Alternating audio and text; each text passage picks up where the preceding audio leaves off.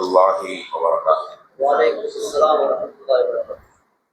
إن الحمد لله نحمده ونستعينه ونستغفره ونؤمن به ونتوكل عليه ونعوذ بالله من شرور أنفسنا ومن سيئات أعمالنا من يهده الله فلا مضل له ومن يضلل فلا هادي له واشهد ان لا اله الا الله واشهد ان محمدا عبده ورسوله اما بعد.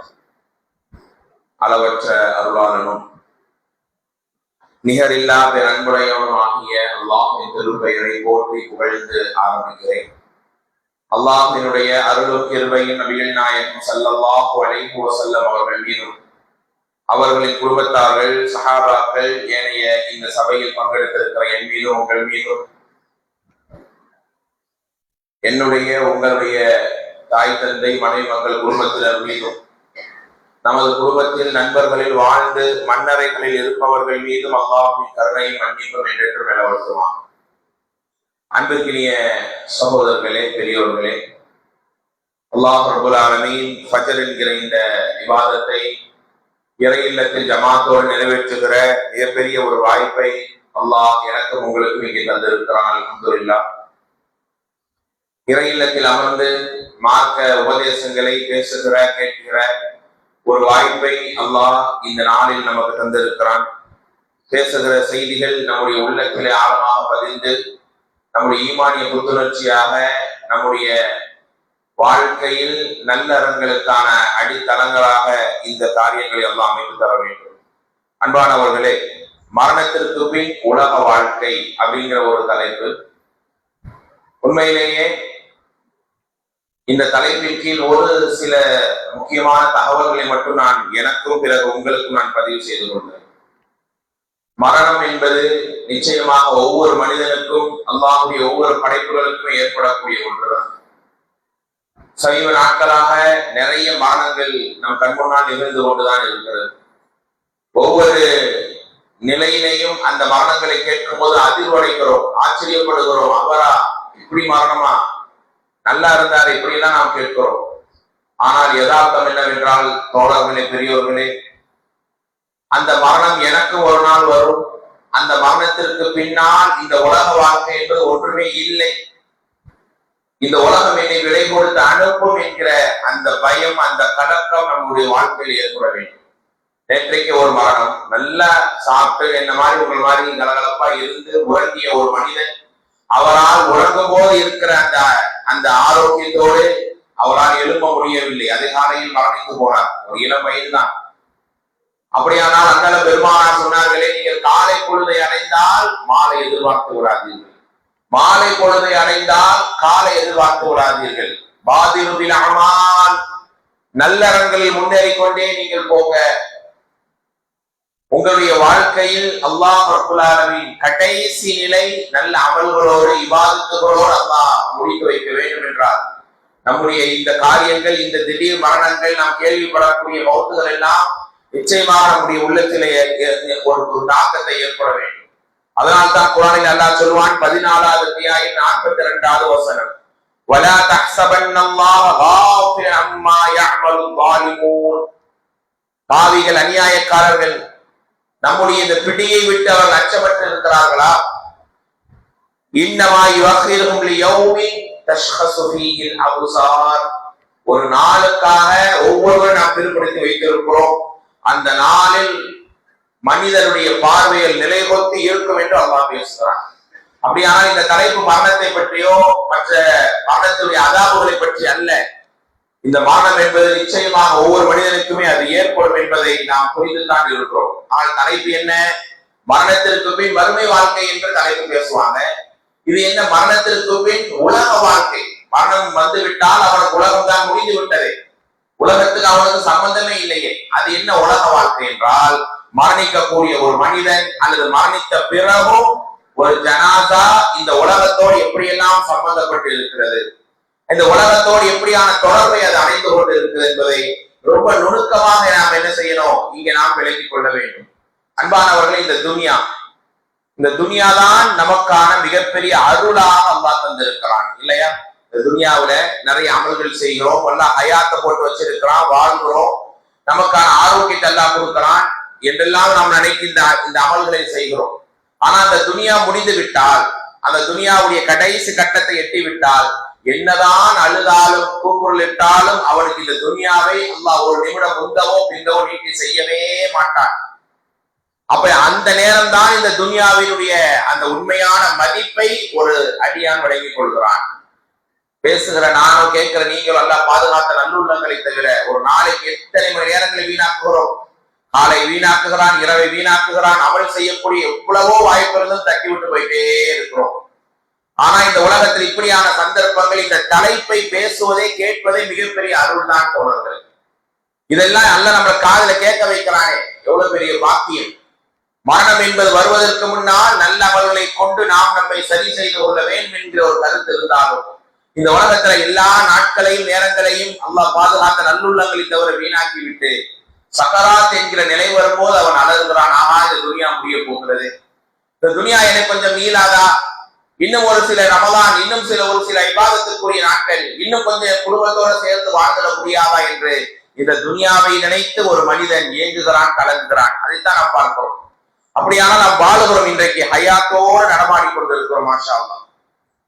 அதனால்தான் ஒரு மார்க் அறிஞர் ஒரு தெருவில் அமர்ந்து கொண்டிருந்தாராம். அப்போது அருகில ஒரு மாணவர் இருந்தாராம். அப்போது அங்கே ஒரு ஜனாசா போய் கொண்டிருக்கிறது. அந்த ஆசிரியர், அந்த அறிஞர் கேட்டாராம் அருகில உள்ள மாணவரிடத்திலே, இந்த ஜனாசாவுக்கு மீண்டும் உயிர் கொடுக்கப்படுமா, மீண்டும் உயிர் கொடுக்கப்பட வாய்ப்பு இருக்குதா? அப்ப வாய்ப்பே இல்லை. ஜனாசாவுக்கு மீண்டும் எப்படி அல்லாஹ் உயிர் கொடுப்பான்? அப்படி ஜனாசாவுக்கு அல்லாஹ் உயிர் கொடுத்தா அது என்ன செய்யும்? மீண்டும் அது நல்லவனாக வாழ அல்லாட்ட உதவியை தேட அவனை திருத்திக் கொள்ள அது மிகப்பெரிய ஒரு பலமாக இருக்கும். நல்லா அது சான்ஸ் கொடுக்க மாட்டான். அப்ப அந்த அறிஞர் சொன்னாராம் அருகிலே உள்ள மாநிலத்திலே, அந்த ஜனாசா இறந்து விட்டது, ஆனா நீ வாழ்ந்து கொண்டு இருக்கிறாய், நடமாடி கொண்டு இருக்கிறாய், மூச்சை விடுகிறாய். அப்படியானால் நீ இனிமேலாவது திருந்தி நல்லவனாக நடக்கலாமே. அந்த அந்த அந்த மாதிரி ஒரு மரணம் உனக்கு வரும்போது நீ உன்னை சரி செய்து கொள்ள அல்லாஹ்வுடைய பொருத்தத்தை பெற வாய்ப்பாக இருக்குமா இல்லையா என்று கேட்கும்போது அந்த மாணவர் வேதனைப்பட்டு அழுதார் என்கிற ஒரு செய்தியை பார்க்கிறோம். அப்படியானால் நாம் இந்த உலகத்தில் ஹயாத்தோடு இருக்கும்போது நாம் நம்மை சரி செய்து கொள்ள வேண்டும், நம் ஈமானை புதுப்பித்துக் கொள்ள வேண்டும். அந்த மரணத்துக்கு மிகப்பெரிய அதை அடையும் போது அல்லாஹ் நம்மை பொருந்திக் கொண்டு நாம் அல்லாஹ்வை பொருந்திக் கொண்ட அந்த நிலையில் நாம் நம்மை முழுமைப்படுத்திக் கொள்ள வேண்டும். இது முக்கியமான ஒரு விஷயம். இனி ஒரு மனிதன் இந்த உலகத்தை விட்டு பிரியும் போது அவனுக்கு தனது மரணத்தை தொடும் போதோ மரணித்த பிறகோ இந்த உலகத்தோடு இருக்கக்கூடிய தொடர்புகள்லாம் என்ன? முதலாவது தொடர்பு என்ன? சக்கராத். சக்கராத் என்பது ஒவ்வொரு மனிதனுக்கும் ஏற்படக்கூடிய ஒரு காரியம். 50வது அத்தியாயம் 19வது வசனம், வஜாஅத் சக்கரத்துல் மௌத் பில் ஹக் ذلك ما كنت منه تحيد. சத்தியமாக ஒவ்வொருவருக்குமே அந்த அதிபயங்கரமான சக்கராத் என்கிற நிலை ஏற்படுகிறது. அதை விட்டு யாராலையும் எங்கேயும் தப்பித்து ஓடவே முடியாது என்று அல்லாஹ் பேசுகிறான்.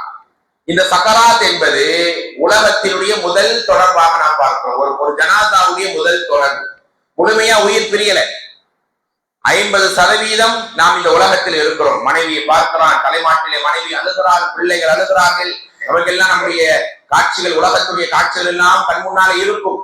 ஆனால் இன்னொரு 50% அவன் மரணத்துக்கு தயாராக இருப்பான். இதுதான் சக்கராத். மலக்குல் மௌத்தை பார்த்து விடுகிறானே, ஆஹா மலக்குல் மௌத் கூட்டமாக வந்து கொண்டு இருக்கிறார்கள், இதோ என் தலைமாட்டில் அமர்ந்து கொண்டு இருக்கிறார்கள்.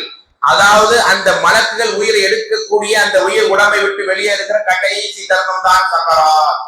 ஏன் அண்ணல பெருமானார் அகிலத்தின் அருள்கொடை கண்மணி நாயகம் ஸல்லல்லாஹு அலைஹி வஸல்லம் கூட சக்கராத்துடைய கடைசி நேரத்திலே அது எந்த அளவுக்கு அவங்க கதறினாங்க, எந்த அளவுக்கு அந்த அதாபை நினைத்து அல்லாஹ்ட்ட பாதுகாப்பு தேடினார்கள். லா இலாஹா இல்லல்லாஹ் இன்னலில் மௌத்தி சக்கராத். வணக்கத்தில் கூடிய அல்லாஹ்வை தவிர வேறு யாரும் இல்லை, மௌத்திற்கு சக்கராத் என்கிற அந்த கொடிய நிலை இருக்கிறது. அப்படிப்பட்ட அந்த சக்கராத் உலகத்தினுடைய முதல் தொடர்பாக நாம் பார்க்கிறோம். அதாவது மரணிக்கக்கூடியவருடைய தொடர்பு. அப்ப அந்த சக்கராத்துடைய நேரத்திலே இந்த அடியான், அதாவது உயிர் போகல, ஆனா உயிர் போகிறதுக்கு முன்னாலேயே அவன் என்ன செய்கிறான்? மலக்குல் மௌத்தை பார்த்து விட்டால் அவனுக்கு இந்த உலகத்தினுடைய தொடர்பு பாதிக்கு மேல் அவன் குறைந்து விடுகிறது. அப்ப அந்த நேரத்தில் அவனுக்கு ஏற்படக்கூடிய நிலைகளை பற்றி தான் அல்லாஹ் என்ன செய்யறான்? குர்ஆனிலே சொல்லி தருகிறான். 6வது அத்தியாயம் 61வது வசனம், வஹுவல் காஹிரு ஃபௌக இபாதிஹி. தன் அடியார்களுக்கு மேல் அல்லாஹ் சூழ்ந்து கொண்டு இருக்கிறான். வயுர்சிலு அலைக்கும் ஹஃபதன், தன்னுடைய ஒரு படையை, மலக்கினுடைய அந்த படை அல்லாஹ் அனுப்புகிறான். ஹத்தா இதா ஜாஅ அஹதுகுமுல் மௌத் தவஃபத்துஹு ருசுலுனா வஹும் லா யுஃபர்ரிதூன், நம்முடைய மலக்களை நாம் அனுப்புவோம், அவர்கள் அந்த உயிரை எடுப்பார்கள், அவர்கள் அதை குறை வைத்து விட மாட்டார்கள். அப்போ ஒரு மனிதனுடைய சக்கராத் பாதி உலகத்தில் இருக்கிறான், பாதி மறுமையை நோக்கி நகர்ந்து விடுகிறான். அப்படிப்பட்ட அந்த சக்கராத்துடைய நேரத்தில் தான் ஒரு மனிதனுக்கு ஏற்படக்கூடிய ஒரு சில உலக நிகழ்வுகளை இஸ்லாம் சொல்லி காட்டுகிறது. பாருங்க, அபு சலமா அப்படிங்கிற ஒரு சஹாபி, அண்ணன் பெருமானார் அதிகமாக நேசித்த ஒரு சஹாபியில ஒருவர். அந்த அபு சலமா என்ன செய்யறாரு, சக்கராத்துடைய கடைசி நேரத்தில் உயிர் பிரியக்கூடிய அந்த நொடியிலே இருக்கிறார்.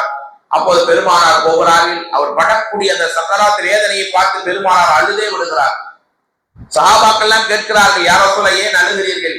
அபு சலமா ரொம்ப நெருக்கமான ஒரு தோழர், சக்கராத்தில் அவர் படக்கூடிய அந்த வேதனையை பார்த்து என்னால் இருக்க முடியவில்லை. அப்படியே அந்த வேதனையில், அந்த வழியிலேயே அபு சலமாவுடைய அதாவது உயிர் பிரிகிறது. அந்த நேரத்துல அவருடைய கண் அவருடைய உயிரை பார்க்குகிறது. அந்த உயிர் அப்படியே மேலோங்கி செல்வதை அந்த கண் பார்ப்பதால் தான் மேலோங்கி அந்த கண் இருக்கிறது. பெருமானார் அவருடைய கண்ணை மூடி விடுகிறார்கள். சொன்னார்கள், அதாவது ஒரு மனிதன் தன்னுடைய பார்வை அவருடைய ரூஹை பின்தொடர்ந்து கொண்டே இருக்கிறது. அப்போ ஒரு மனிதனுடைய சக்கராத் முழுமையாக உயிர் பெரியனாலும் கூட அந்த மௌத்தையும் அவன் எதிர்கொள்கிறான், உலகத்தினுடைய அந்த தொடர்பை அவன் அடைகிறான். இது முதலாவது தொடர்பாக என்ன செய்யறோம், நாம் பார்த்துக் கொள்கிறோம். அடுத்து பாருங்களேன், உயிர் பிரிஞ்சிருச்சு, முழுமையாக அவருடைய உடலை விட்டு உயிர் வெளியாகி விட்டது. சக்கராத் என்பது ஒரு பாதி அளவுக்கு எடுத்துக்கொண்டாலும் கூட முழுமையாக அவருடைய ஜனாசாவில இருந்து அதாவது உடல் பிரிந்து அவர் மையத். அப்ப அவனுக்கு உலகத்துடைய நிகழ்வுகளா தெரியுமா, உலகத்தினுடைய தொடர்புகள் இருக்குமா என்றால் அகீதா ரீதியாக நாம் விளங்கிக் கொள்ள வேண்டும். அவனுக்கு எந்த தொடர்பும் இல்லை. மனிதர்கள் அழுவது, பூக்கள் போடுவது, கபூர்ல கொண்டு போய் வைத்து அந்த நேரம் பேசுவது, இதெல்லாம் தெரியுமா, கேட்குமா, உணருமா என்றால் பொதுவாக நாம் விளங்க வேண்டும். உடம்பை விட்டு உயிர் வெளியாகிவிட்டால் எந்த விதமான உலக தொடர்பும் இல்லை. அந்த ஜனாசா உலகத்தோடு எந்த வகையிலையும் சம்பந்தப்படவே படாது. இதை நாம் ஆழமாக ஃபர்ஸ்ட் நம்ம மைண்ட்ல நிப்பாட்டிக்கணும். அப்ப இறந்தவர்களும் செவிமளிப்பாங்க, இறந்தவர்கள் நமக்காக பிரார்த்திப்பாங்க, இறந்தவங்க அல்லாஹ்ட்ட போய் ஷஃபாஅத் செய்வாங்க என்று சொல்லிதானே இன்னைக்கு ஏராளமான அனாச்சாரங்களை பார்க்கிறோம். அப்ப நம்முடைய அடிப்படையான அகீதா என்ன, இறந்து போன ஒரு மனிதன் நிச்சயமாக உலகத்துடைய எந்த காரியத்தையும் செவிமளிக்க மாட்டான். ஆனால் ஒரு சில உலக தொடர்புகள் இருக்கிறது. அதுதான் தலைப்பே. மரணித்த பிறகு இந்த உலகத்தோடு ஒரு ஜனாசாவுடைய தொடர்புகள் எல்லாம் என்ன? சக்கராத் என்பது ஒரு பாதி அளவுக்கு உலக தொடர்பு இருந்தாலும் கூட முழுமையாக உயிர் வெளியாகிவிட்டது. அப்ப வெளியான பிறகு தன்னுடைய உயிரை அந்த ஜனாசா கடைசியா பார்த்ததோடு அந்த உடம்பு என்பது மையத்தாக மாறிவிடுகிறது. அப்ப அதற்கு பிறகு இந்த உலக தொடர்பை நாம் என்ன செய்யறோம், ஒரு சில செய்திகளை கொண்டு படிக்கிறோம். உதாரணத்துக்கு பாருங்களேன், அபூதாவுதில வரக்கூடிய செய்தி 3207வது செய்தியாக நீங்கள் படிக்கலாம். அபூதாவுதில் ஒரு ஜனாசா நம்ம அது மௌத்தான பிறகு அந்த ஜனாசாவை ஹேண்டில் பண்றோம். அது இறந்து போன ஒண்ணுமில்லாத மையத்து இல்லையா, அந்த மையத்துக்கு ஏதாவது வலி உணருமா?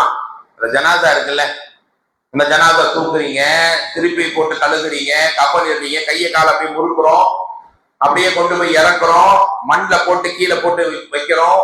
இப்ப ஜனாசா எவ்வளவு எல்லாம் அதாவது தரையில படும், மண்ணுல படும், கம்பியில படும், வண்டியில ஆம்புலன்ஸ் ஏற்றி இறக்குறோம், எவ்வளவு நிகழ்வுகள் நடக்கும். அப்ப நீங்க செய்யக்கூடிய அந்த உயிர் வெளியேற பிறகு அது ஒரு ஜனாசா, அவ்வளவுதான். ஆனாலும் அந்த ஜனாசா இறந்து விட்டாலும் நீ என்ன செய்யணும், உயிரோடு உள்ளவனுக்கு என்ன மதிப்பு அதை கொடுக்க வேண்டும். ஒரு ஜனாசா உலகத்துல இருக்கும் போது என்ன மதிப்போ அல்லது என்ன வழியை அது நாம் உணர்வோமோ அதே வழியை தான் ஜனாசாவும் உணர்கிறது. பாருங்கள், பெருமானார் சொன்னார்கள் ஸல்லல்லாஹு அலைஹி வஸல்லம், கஸ்ரு ஆதமில் மையத், ஒரு இறந்த மையத்தினுடைய எலும்பை உடைப்பது என்பது கஸ்ரி ஹய்யா, உயிரோடு இருக்கிறவனுடைய எலும்பை உடைப்பது என்பது எவ்வளவு வலியை தரும். கையை போட்டு ரெண்டா உடைக்கிறேன், எலும்பை ரெண்டா ஆக்குறேன், வலிக்குமா இல்லையா, ஆண் துடிப்பமா இல்லையா, அந்த வலியால கதர்வோமா இல்லையா, அதே வலியை தான் இறந்த ஜனாசாவும் பெறுகிறது. இது உலக தொடர்பா இல்லையா? இந்த உலகத்துல ஜனாசாவை போட்டு அதாவு படுக்கிறது, குளிப்பாட்டுங்கிற பேர்ல அதற்கான கஷ்டங்களை கொடுப்பது, இதெல்லாம் நாம இன்னைக்கு உணர்கிறோம். அந்த ஜனாதாவை அதான் உயிரோடு உள்ளவனை ஒருத்தனை குளிப்பாட்டுறீங்க, முடியாதவன் ஒருத்தனை குளிப்பாட்டி அவங்க ட்ரெஸ் எல்லாம் மாட்டி விடுறீங்க, எவ்வளவு பார்த்து பண்ணுவீங்க, எவ்வளவு கரெக்டா செய்வீங்க. அந்த மாதிரியான அந்த ஜனாதாவுக்குள்ள மதிப்பை நாம மண்ணுல போய் வைக்கிற வரை கொடுத்து கொண்டே இருக்க வேண்டும். ஏனென்றால் நீங்க உலகத்துல அது ஜனாதா தான், நீங்க உலகத்துல செய்யக்கூடிய சில விஷயங்கள், சில காட்டமான தூக்கி போடுறது, எடுக்கிறது, வைக்கிறது, இந்த நீங்க உலகத்தில் செய்யக்கூடிய நிகழ்வு அந்த ஜனாதாவுக்கு வலியை கொடுக்கும். இது அந்த ஜனாதா உலகத்தோடு தொடர்படையக்கூடிய ஒரு நிகழ்வா இல்லையா? இதை நாம் என்ன செய்யறோம்? ஆக ஜனாதாவை நம்ம ஹேண்டில் பண்ணும்போது ரொம்ப ரொம்ப உயிரோடு உள்ளவனுக்கு நம்ம என்ன ஒரு மதிப்பை தருவோமோ அப்படி ஒரு மதிப்பை தர வேண்டும் என்பதை நாம் முதல் பாடமாக விளங்கிக் கொள்ள வேண்டும். அப்படிதான் பெருமானார் சொல்வது. ஏனென்றால் அந்த ஜனாதா ஏதோ ஒரு இந்த உலகத்திலே அந்த ரூஹினுடைய அந்த வாடை இருந்து கொண்டுதான் இருக்கும். அந்த உயிர் வெளியாகி விட்டாலும் அந்த ரூஹ் என்பது இந்த உலகத்தினுடைய சில நிகழ்வுகளால் மகிழ்ச்சி அடைய செய்கிறது. உஸ்மான் பின் மதூன் என்கிற ஒரு சஹாபி, அவர் இறந்து விட்டார். ஆனாலும் அவருடைய உடம்பிலே ஒரு நறுமணம் வீசிக்கொண்டே இருந்தது. உலகத்தினுடைய ஒரு சில நிகழ்வுகளால் அதை பெருமானார் உணர்கிறார்கள். அவருடைய நெத்திலே முத்தமிட்டு அழுதார்கள் தன் சகோதரனுடைய மௌத்தை நினைத்து. உங்களுக்கெல்லாம் தெரியும் தானே, அண்ணல பெருமானார் அகிலத்தின் அருள்குடை ஸல்லல்லாஹு அலைஹி வஸல்லம் ஜனாசாவில் அபூபக்கர் ரலியல்லாஹு அவர்கள் முத்தமிட்டார்கள். யா ரசூலல்லாஹ், உலகத்தில் வாழும் போது நீங்கள் நறுமணமாக இருந்தீர்கள், இப்போது மரணித்து போனீர்கள், இப்போது உங்களுடைய முகத்தில் நறுமணத்தை நான் உணர்கிறேன். அப்ப நம்ம அந்த ஜனாதா, அது ஜனாதா முத்தம் கொடுத்தா என்ன ஃபீல் ஆக போகுது, அதை கட்டி அணைச்சா என்ன உணர போகுது, அது எதுவுமே இல்லையே. ஆனாலும் நாம் அப்படி முத்தம் கொடுக்கிற நேரம், அன்பை பாராட்டுகிற நேரம், அந்த ஜனாதா அப்படி நம்ம செய்யக்கூடிய சில அன்பினுடைய பரிமாற்றம் அந்த ஜனாதாவுடைய அந்த நிகழ்வில் அது மகிழ்ச்சி அடைவதில் ஒரு நிலையை நாம் பார்க்கிறோம். பாருங்க, ஒரு நேரம் அஹ்மது என்கிற ஹதீஸ் கிதாபிலே 17,225வது செய்தியாக நீங்கள் படிக்கலாம். ஒரு ஜனாதா அண்ணல பெருமானார் சஹாபாக்கள் உட்கார்ந்து இருக்கிறாங்க. அந்த திசையில் அப்படியே அந்த ஒரு ஜனாதா எடுத்து செல்லப்படுகிறது. அப்போ பெருமானார் கேட்கிறாங்க ஸல்லல்லாஹு அலைஹி வஸல்லம், லதகல்லம ஹாதிஹில் ஜனாதா, பக்கத்துல யூதர்களும் இருக்கிறாங்க. அந்த யூதர்கள் கேட்கிறாங்க, அல்லாஹ்வுடைய தூதரே முஹம்மது அவர்களே, லதகல்லம ஹாதிஹில் ஜனாதா, இந்த ஜனாதா பேசுமான்னு கேட்கிறாங்க. பெருமானார் சபைக்கு முன்னால் ஒரு ஜனாதா எடுத்து செல்லப்படுகிறது. யூதர்கள் எப்போதுமே விதண்டாவாதமா கேள்விகளை கேட்பார்கள், இந்த ஜனாதா பேசுமா? அப்போது பெருமானாருடைய பதில் அல்லாஹு அலம். ஒரு சில காரியங்கள், நிகழ்வுகள் அல்லாஹ்வுடைய ரசூலுக்கு காண்பித்து கொடுக்காமல் இருப்பான், அல்லாஹ் மட்டுமே அறிந்தவனாக இருப்பான். அப்ப பெருமானார் சொன்னாங்க, இல்ல பேசுன்னு சொல்லல, பேசாதுன்னு சொல்லல, அல்லாஹு அலம்.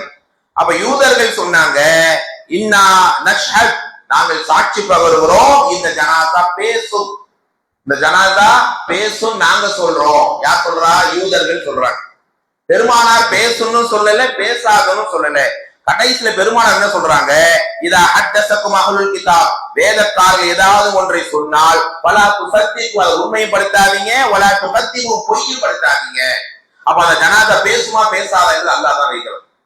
பேசக்கூடியதாகவும் இருக்கலாம், பேசாமையும் இருக்கலாம். ஆனால் பெருமானார் பேசாது என்று முழுமையாக அதை மறுக்கவில்லை.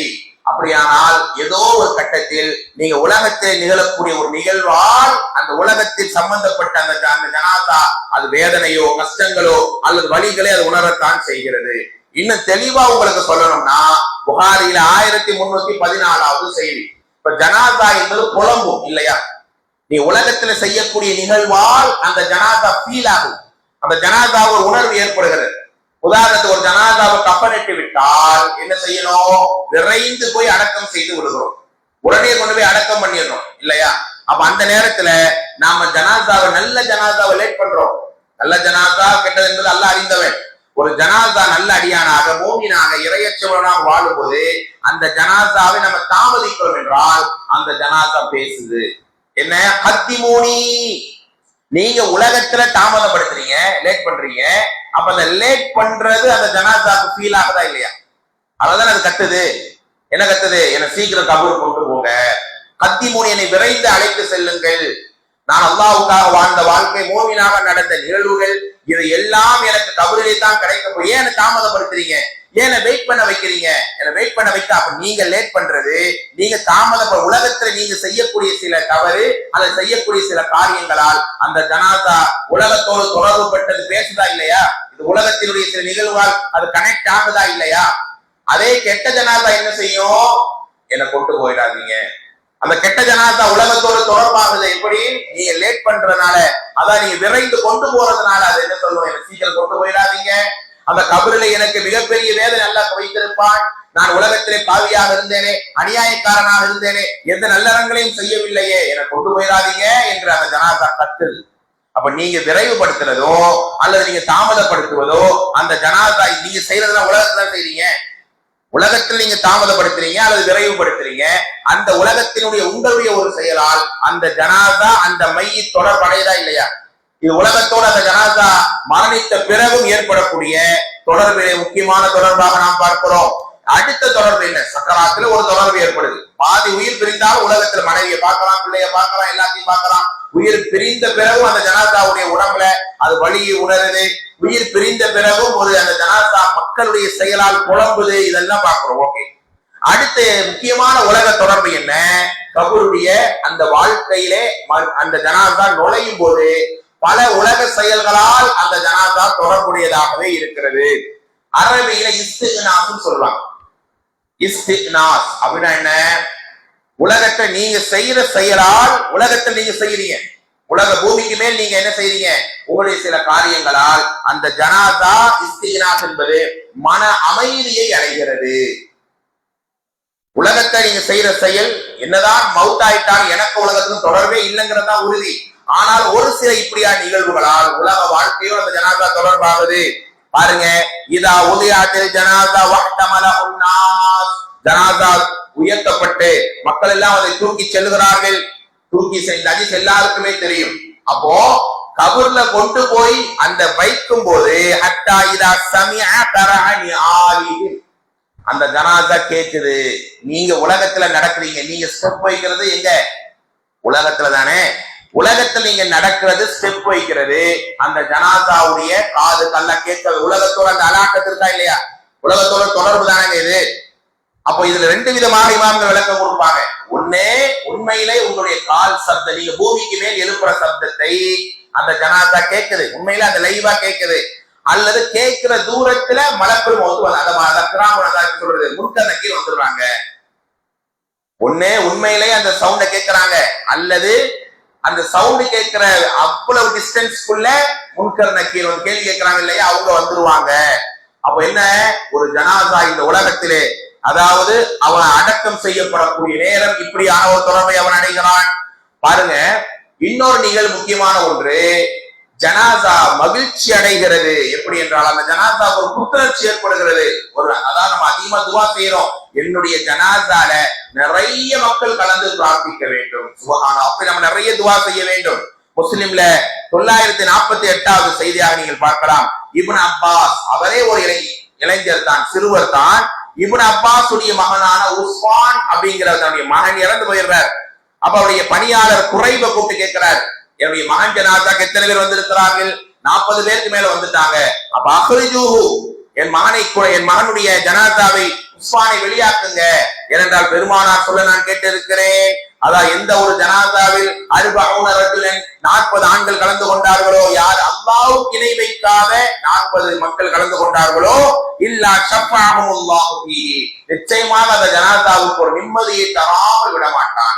அப்ப நிறைய மக்கள் கலந்து பிரார்த்திக்கும் போது அந்த ஜனாதாவுக்கு ஒரு நிம்மதி கிடைக்குதா இல்லையா? அந்த ஜனாதா ஒரு ஹாப்பியாக நமக்கு நிறைய துவா செய்யணும். யா அல்லாஹ், உன்னை வணங்குகிற உன் நேசத்தை பெற்ற நல்லடியாக நிறைய கலந்து கொள்ளக்கூடிய மௌத்தையாக்கு. என் ஜனாதாவில நின்று நிறைய மக்கள் என் மன்னிப்பை, என்னுடைய அருளை வேண்டி அவங்க பிரார்த்திக்கிறோம். அப்படியான ஜனாதாவில் அதிகமான மக்கள் கலக்கும் போது அந்த ஜனாதா நிம்மதி அடைகிறது, அந்த ஜனாதாவுக்கு அல்லாஹ்வுடைய பொருத்தம் பெறுகிறது. அதே மாதிரி கபரிலே வைக்கும் போதும் அந்த ஜனாதாவிற்கு நிறைய சிறப்புகளை, உயர்வுகளை அல்லாஹ் தந்து என்ன செய்யறான், மேன்மையாக்குகிறான். நம்ம என்ன செய்யறோம், இந்த உலகத்துல வாழும் போது நம்முடைய தாய் தந்தைய பிள்ளைகளை உறவுகள் எல்லாம் அரவணைக்கிறோம், தாங்குகிறோம். ஆனா மௌத்தான பிறகு துவா செய்யறோம், அவங்க நினைச்சு ஏதோ டைம்ல அழுகுறோம், ஏதோ ஒரு ஃபங்க்ஷன் டைம்ல குடும்பம் இணையிற நேரம், அம்மா நம்மோட இல்லையே, நம்முடைய வாப்பா நம்மோட இல்லையே, நம்ம கூட பிறந்த அண்ணன் நம்மோட, இதெல்லாம் நினைச்சு பாக்குறாங்க. ஆனா உண்மையிலேயே ஒரு ஜனாதா உலகத்தோடு எப்பெல்லாம் அது சந்தோஷப்படும் தெரியுமா, எப்போதெல்லாம் அது மகிழ்ச்சி அடையும் தெரியுமா தோழர்களே? அந்த மையவாடியிலே போய் நின்று அந்த ஜனாதாவுக்காக நீங்கள் பிரார்த்தனை செய்யும் போது, குறிப்பாக அடக்கம் செய்யும் போது நீங்கள் பிரார்த்திக்கும் போது அந்த ஜனாதா அவ்வளவு நிம்மதியை பெறுகிறது. நம்ம எல்லாம் இன்னைக்கு கபரு ஜியாரத்துன்னு செய்யறோமே, அந்த கபரு ஜியாரத் என்பது என்னைக்காவது யாரை அடக்கம் செய்யத்தான் போகிறோம் இல்லையா? அங்க மவுத் ஆயிடுச்சு, இங்க ஜனாதா போய் அட்டன் பண்ணிட்டு அடக்கம் பண்ணிட்டு வந்துடுறோம். எந்த அடக்க வேலைகளும் இல்லாமல், எந்த ஜனாதாவும் இல்லாமல் வெறுமேல கபருல போயிட்டு அல்லாஹ்வுடைய அந்த மையவாடி அந்த அந்த கபருடைய அதாவை நினைத்து அழுதிருப்போமா? அல்லாஹ்வுடைய தூதர் ஸல்லல்லாஹு அலைஹி வஸல்லம் மன்னரையில் அவர்களை போல சிறந்த உயர்ந்த அந்த ராகத்தை பெறக்கூடிய ஒருவரும் இல்லை. அவர்கள் தான் சிறந்த இடத்தில் அங்க இருப்பாங்க. அவர்களே தஹஜ்ஜத்துடைய நேரம், தோழர்களை சாதாரணமான நேரம் அல்ல, ஃபஜ்ருக்கு முன்னால் தஹஜ்ஜத்தை தொழுது விட்டு கபரிலே போய் நின்று, நம்ம எல்லாருக்கும் தெரியுமே, அஸ்ஸலாமு அலைக்கும் யா தாரல் கௌமல் முஃமினீன், மூமின்கள் சமூகமே அல்லாஹ் உங்களுக்கு அருள் செய்யட்டும், அப்படி துவாவே செஞ்சுட்டு செய்வாங்க. நீங்க முந்திட்டீங்க, நாங்க பிந்தி வந்து கொண்டே இருக்கிறோம். இப்படி துவா செய்யும் போது நீங்க உலகத்துல துவா செய்றீங்க, அதனால் அந்த ஜனாசா இஸ்திக்னாஸ் ஒரு வகையான மன அமைதி பெறுகிறது. அதனால தான் அம்ர் பின் ஆஸ் என்கிற ஒரு சஹாபி, உங்கள் பிள்ளைகளுக்கு உங்கள் சந்ததிகளுக்கு சொல்லுங்கள், அம்ர் பின் ஆஸ் எப்படிப்பட்ட ஒரு தோழர், ஒரு ஆரம்பத்துல மிகப்பெரிய எதிரியாக இருந்தவர், மார்க்கத்தை வெறுத்த ஒரு மனிதர், மக்காவுடைய வெற்றிக்கு பிறகு இஸ்லாத்தை ஏற்றுக்கொள்றார் இல்லையா? அப்ப இஸ்லாத்தை ஏற்றுக்கொண்ட பிறகு அவர் அவ்வளவு ஈமானிய உணர்வோடு வாழ்றார். கடைசியில அவர் சக்கராத்துடைய நேரம், உயிர் பிரியக்கூடிய நேரம், செவர்ல முட்டி முட்டி அழுகிறார். அவங்க மகன் கேட்கிறார், வாப்பா ஏன் அழுகிறீர்கள், உங்க அழுகைக்கூடிய காரியம் என்ன? அப்ப அவங்க சொல்றாங்க, அல்லாஹ் எனக்கு 3 கட்ட வாழ்க்கை தந்தான் மகனே, 3 கட்ட வாழ்க்கை. ஒன்று, நான் மிகப்பெரிய எதிரியாக இருந்தேன், பாவி, எத்தனை பேர் அடித்தேன், மிதித்தேன், நோவினை செய்தேன், போதே எனக்கு உயிர் பிரிந்திருந்தால் நான் ஒரு நரகவாசி, பாவிதானே. 2வது கட்டம், பெருமானாருடைய கரத்தை பிடித்து இஸ்லாத்தை ஏற்றுக்கொண்ட நேரம். அப்போது பெருமானார் சொன்னார்கள், உன்னுடைய முந்தைய சிறிய பெரிய எல்லா பாவத்தையும் அல்லாஹ் மன்னித்து விட்டான். ஒருவேளை அப்போதே எனக்கு மௌத் வந்திருந்தால் 2வது கட்டம் அல்லாஹ் நாடு எனக்கு சொர்க்கம் படைத்திருக்கும். ஆனா நான் 3வது கட்டத்தில் இருக்கிறேன். அல்லாஹ் அதற்கு பிறகு எனக்கு ஆயுளை தந்தான், எனக்கு பல வாய்ப்புகளை தந்தான். நல்லவனா, அல்லாஹ்வுக்கு பொருத்தமானவனா, மார்க்கத்துடைய எல்லா கடமைகளையும் செய்தவனா வாழ்ந்தேனா தெரியாது. அல்லாஹ் என்னுடைய பொறுப்புகளை விசாரிப்பானே, அதை நினைத்து அழுகிறேன்னா சொல்றாரு. சொல்லிட்டு, மகனே, நான் இறந்து விட்ட பிறகு என் கபரிலே ஒளியை, அதாவது அதிகமா லைட் எழுப்பாதீங்க, என் கபரிலே அதிகமாக உயரத்தை எழுப்பாது, இதெல்லாம் சொல்றாரு. கடைசி அவர் சொல்றார், மகனே, நான் இறந்து விட்டு நீ என்னை அடக்கம் செய்ய போகிறாய். அந்த நேரம் ஒவ்வொரு தந்தையும் ஒவ்வொரு பெற்றோர்களும் தன்னுடைய பிள்ளைகளுக்கு அல்லது நெருக்கமானவன் சொல்ல வேண்டும், நான் மரணித்த பிறகு என்னை அடக்கம் செய்வீங்க, அப்படி அடக்கம் செய்யும் போது என்னை உடனே அடக்கம் பண்ணி போயிடாதீங்க. அந்த நேரத்திலே மகனுக்கு சொல்றார், ஒரு ஒட்டகத்தை, நல்லா கேளுங்க, ஒரு ஒட்டகத்தை அறுத்து பலியிடுகிற நேரம் அங்கே நில்லு. எவ்வளவு நேரம் ஆகும் ஒரு ஒட்டகத்தை அறுத்து பலியிடுறது? 4 மணி நேரம் ஆகுமா? ஒரு 3 மணி நேரம் ஆகுமா? அவ்வளவு நேரம் நின்று எனக்காக துவா செய். அந்த நேரம் நான் பெருமானார் சொல்ல கேட்டிருப்பேன், நீங்க துவா செய்ய செய்ய எனக்கு ஒரு நிம்மதி, அந்த ஜனாதா நிம்மதி அடைகிறது. அதனாலே தானே மையவாடியில போய் நின்று ஏன்னா அவர் கேள்வி கணக்கு கேட்கப்பட போகிறார். அல்லாஹ் பெருமானார் சொன்னார்கள், கபரிலே அந்த நேரம் அவர் கேள்வி கணக்கு கேட்கப்பட போகிறார். எனவே உங்கள் சகோதரா மன்னிப்பை கேளுங்கள். எவ்வளவு தூரம் நிறைய கேட்கிறோமோ, அந்த அந்த நிகழ்வுக்கு பிறகு அவருக்கு பதில் சொல்லப்படக்கூடிய, அந்த பதில் சொல்லிட்டால் அவருக்கு என்னன்னு நல்லா காமிச்சிருவான் இல்லையா? அப்ப அந்த நேரம் அவனை ஒரு ஒட்டகத்தை அறுத்து பலியிடுகிற நேரம் எனக்காக துவா செய். அப்படி நாம துவா செய்யறோம். பிறகு எப்பவெல்லாம் அந்த மையவாடிக்கு போறோமோ அங்கே நின்று துவா செய்யும் போது ஏதாவது ஒரு ஜனாதா அங்கே நிம்மதி அடைகிறது. உலகத்தில் நின்று நீங்க செய்யற துவா அந்த ஜனாதா அதனால மன அமைதிப்படுகிறது. அதனால அந்த ஜனாதாவுக்கு அல்லாஹ் கொஞ்சம் கபர் விசாலத்தை தருகிறான். குறிப்பாக நம்முடைய சந்ததிகள் அப்படி துவா செய்யும் போது அல்லாஹ் என்ன செய்யறான், அப்படி ஒரு உலக தொடர்பை தரத்தான் செய்கிறான். ஜனாதா இறந்த பிறகு உலகத்துல நடக்கிற நிகழ்வுகளால் அந்த ஜனாதாவுடைய தொடர்புகள். இன்னொரு செய்தி முன்னாடி நீங்க படிச்சிருக்கணும், ஒரு ஜனாதா இறந்து விட்டால் அந்த குடும்பத்தார்கள் அழுகுறாங்களா இல்லையா, ஒப்பாரி வைக்கிறாங்க, ரொம்ப நினைச்சு ஒவ்வொரு கத்தி அழுகுறாங்க. அப்படி அழுகுறது அந்த ஜனாதாக்கு வேதனை சொன்னாங்க. நீங்க அழுகுறது ஜனாதாக்கு வேதனையா? நீங்க அழுகுறது உலகத்துல, அது உலகத்தோடு போயிடுச்சு. ஆனா அந்த ஜனாதா நீங்க அழுகிறதால உலகத்தோடு அந்த அந்த அழுகையோடு அந்த ஜனாதா தொடர்புடையதாக இருக்கும் என்று பெருமானார் சொன்னார்கள். பாருங்க, அதாவது அம்ரா பின்த் ரவாஹா அப்படிங்கிற ஒரு சஹாபிய பெண்மணி, அம்ரா பின்த் ரவாஹா. இவங்க அண்ணன் யாரு? அப்துல்லா, அதாவது அப்துல்லா பின் ரவாஹா ரலியல்லாஹு அன்ஹு. இந்த அப்துல்லா பின் ரவாஹா ரலியல்லாஹு ஒரு நாள் மயக்கம் போட்டு தப்படின்னு விழுறார். அப்படியே ஒரு மாதிரி பதறி மவுத்தாயிட்டாருன்னு நினைக்கிற அளவுக்கு சடான்னு விழுந்துடுறார். அப்ப அவங்க சகோதரி அழுகுறாங்க, அம்ரா, அண்ணன் இப்படி விழுந்துட்டாரு, என்னாச்சுன்னு தெரியல, ஓன்னு கதையை ஒப்பாரி வச்ச மாதிரி அழுகுறாங்க. அவர் அப்படியே மயக்கம் தெளிஞ்சு எழும்புறாரு. தங்கச்சியை பார்த்து கேட்கிற, நீதானே அழுதாய்? நீ அழுத ஒவ்வொரு அழுகையும் என் உள்ளத்துல இடி மாறி அந்த மயக்கத்திலே அவர் உணர்றார். நீ அழுத அழுகை ஒப்பாரி வைத்த அந்த நிலை என்னுடைய அந்த நேரம் என் மனதிலே மிகப்பெரிய வலியை உண்டாக்கியது. எப்போதும் அவன் அழாதே என்று சொன்னார். அதாவது அத்தா போர்க்களத்திலே அப்துல்லா பின் ரவாஹா ரலியல்லாஹு கொல்லப்பட்டு இறந்தார். அந்த நேரம் அவங்க தந்தையான அம்ரா பின் ரவாஹாவுடைய கண்ணில் ஒரு சொட்டு கண்ணீர் வரவில்லை. மயங்கி விழும்போது நான் அழுத அழுகைக்கே பதறி போன என் அண்ணன், இப்போது நான் அவர் இறப்புக்காக அழுதால் அந்த ஜனாசா என்ன பாடுபடும், என்ன வேதனை அடையும், நான் அழமாட்டேன் என்று அவங்க சொன்னாங்க என்கிற ஒரு வரலாற்றை நாம் பார்க்கிறோம். அப்படி ஜனாசா நம்ம வீட்டுல இருக்கும்போது அல்லது தெரிந்தவங்க மௌத்தாகும் போது அந்த ஜனாசாவை நம்ம ஃபீல் பண்ணலாம், ஒரு சொட்டு கண்ணீரை வடிக்கலாம். அதெல்லாம் அவருடைய ஞாபகத்தால் ஒப்பாரி வைத்து அழும்போது அந்த ஜனாசா என்ன ஆகும், நிச்சயமாக வேதனை அடைகிறது. இது உலகத்தால் ஏற்படக்கூடிய ஒரு தொடர்பு. அது மட்டுமல்ல, ஒரு ஜனாசா என்னதான் இறந்து போனாலும் உலகத்தோடு அந்த ஜனாசா ஒரு சில தொடர்பை அடையத்தான் செய்கிறது. அந்த உலகத்தோடு அந்த அலாக்கத் இருக்கத்தான் செய்யும். கபூர்ல வச்சாச்சு இல்லையா, கபூர்ல வச்ச உடனே நீங்க கேட்கக்கூடிய துவாவால் அது இஸ்தினா மனாமையை பெற்றுக் கொண்டே போகிறது. ஒரு நேரம் அந்த ஜனாசா என்ன செய்யுமா, அல்லாஹ்வுடைய விசாரணை எல்லாம் முடிஞ்ச பிறகு சொர்க்கவாசியா நீ ஆயிட்டாய், நிம்மதியா புதுமாப்பிள்ளைய போல உலகம் சொன்ன பிறகோ அந்த ஜனாசா உலகத்தினுடைய சில நிகழ்வுகளை தேடும். அந்த ஜனாசா கேட்குமாம், அல்லாஹ்வே நான் மீண்டும் இந்த உலகத்துக்கு போறேன், என் குடும்பத்தாரை பார்க்கிறேன், என் உறவுகளை ஒரு முறை பார்த்து விட்டு நான் நல்ல மாதிரி இந்த கபர் வாழ்க்கையில சக்சஸ் ஆயிட்டேன், வெற்றி அடைஞ்சிட்டேன்னு சொல்லிட்டு வந்துடுறேன் அல்லாஹ் என்று அந்த ஜனாசா என்ன செய்யும், உலகத்தோடு தொடர்புடையதாகத்தான் அது இருக்கும் என்பதை நாம் பார்க்கிறோம். அதனால்தான் அண்ணல பெருமானார் ஸல்லல்லாஹு அலைஹி வஸல்லம், ஆயிஷா நீதான் என் சொர்க்கத்திலேயும் எனக்கு மனைவி என்பது என் மௌத்தை லேசாக்குதுன்னா, அப்படியாக நல்ல சந்ததிகள் நல்ல குடும்பத்தாரை விட்டுட்டு போறங்கிற போது அந்த சந்ததிகள் செய்யக்கூடிய நல்ல அமல்களால் இவர் நன்மை தொடர்றதா இல்லையா? உங்க மகன் உலகத்துல துவா செய்யறாரு, உங்க சந்ததிகள் உங்களுடைய அந்த வழிகாட்டுதலா நீங்க மௌத்தான பிறகும் தர்மங்களை செய்யறாங்க, அல்லது நான் ஒரு பயான் பண்ணி ஒருத்தர் தெரிஞ்சு நல்லவரா வாழ்றாரு, நாம மண்ணுக்குள்ளே இருக்கிறான், ஆனால் அவன் மண்ணிலே செய்யற நன்மைகள் எனக்கு வந்து சேரதா இல்லையா? இது உலக தொடர்பு தானுங்க. அப்ப இப்படிப்பட்ட நிலையெல்லாம் நம்ம என்ன செய்யறோம், புரிந்து கொள்கிறோம். அது மட்டுமல்லாம இறுதியாக ஒரு செய்தி நாம் என்ன செய்யறோம், படித்துக் கொள்ள வேண்டும். இந்த செய்தி உங்களுக்கு புதுமையாக இருக்கலாம், ஆனால் ஆதாரபூர்வமான ஒரு செய்தி தான் அன்பானவர்களே. அதாவது அல்லாஹ் ரூஹ் இருக்கு இல்லையா, இந்த ரூஹை 2 வகையாக அல்லாஹ் பிரித்து வைத்திருக்கிறான். ரூஹ் இருக்குல்ல, ரூஹ்னா என்ன, நம்முடைய உடம்புல இருக்கக்கூடிய உயிர், சரிங்களா? அந்த ரூஹை அல்லாஹ் 2 வகையாக பிரித்து வைத்திருக்கிறான். நல்ல ஆத்துமா, கெட்ட ஆத்துமா. நல்ல உயிர், கெட்ட உயிர். இது ரொம்ப நம்ம தவறாக புரிஞ்சு கொள்ளக்கூடாது, நீங்க மேலோட்டமாக புரிந்து கொள்ள வேண்டும். அப்ப ஏன் இதை சொல்றேன்னா, அல்லாஹ் குர்ஆன்ல ஃபஜ்ர்ல 89வது அத்தியாயம் 27வது வசனம், யா அய்யத்துஹ நஃப்ஸுல் முத்மஇன்னா, திருப்தி பொருந்தி ஆத்மாவே அல்லாஹ்வுடைய நேசத்தோட வெளியே வாங்க என்ற ரூஹை அந்த உடம்பை விட்டு வெளியாக்கும் போதே கொண்டாடி விடுவார்கள் மலக்குகள்.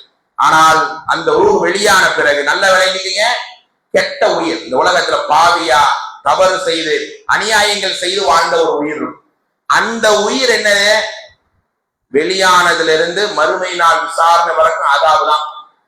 கபூர்ல ஆரம்பிச்சு எழுப்புதல் ஆரம்பிச்சு எல்லாமே அந்த கெட்ட ஜனாசாவுக்கு குருவுக்கு வேதனை தான் இருக்கும். ஆனா நல்ல ஆத்துமா, உலகத்துல இபாதத்துகள் நல்லறங்கள் ஒழுக்கமா எல்லா மக்களையும் மதிச்சு மன்னிச்சு வாழ்ந்த ஒரு நல்ல ரூஹ் இருக்கு இல்லையா, அது அந்த ரூஹ்களுக்கு ஆலமுல் அர்வா, உயிர்களை ஒன்று சேர்க்கிற இடம் என்ற ஒரு உலகம் இருக்கிறது. அதாவது ரூஹ்களுடைய உலகம்.